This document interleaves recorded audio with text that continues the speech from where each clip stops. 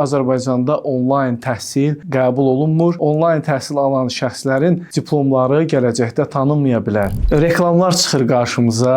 İnternetdə, sosial şəbəkələrdə, hər yerdə görürük ki, onlayn formada təhsilin xaricdə alınması ilə bağlı təşviqat aparırlar, reklamlar edirlər. Bakalavr, magistr və doktorantura və qeyd edirlər ki, bu hibrid formada olacaq, onlayn qaydada olacaq. Ora getmədən, heç bir imtahan vermədən sizi ora qəbul edəcəklər. Amma diqqətli olun, çünki biləsiniz ki, Azərbaycanda onlayn təhsil qəbul olunmur. Onlayn təhsil alan şəxslərin diplomları gələcəkdə tanınmaya bilər. Bundan əlavə, əgər siz xaricdə təhsil almaq niyyətiniz varsa, ilk növbədə bəzi məlumatları bilməyiniz vacibdir. Birinci addım təhsil almaq istədiyiniz universitetin akkreditasiyasının, yəni həmin ölkədə tanınmadığını yoxlamaq lazımdır. Bunun üçünsə enic.narik.net saytından bu məlumatları əldə edə bilərsiniz. Bundan əlavə, unutmayın ki, siz həmin universitetdən təhsil alarkən ən azı həmin tədris müddətinin yarısını orada olmalısınız. Tibb ixtisaslarında isə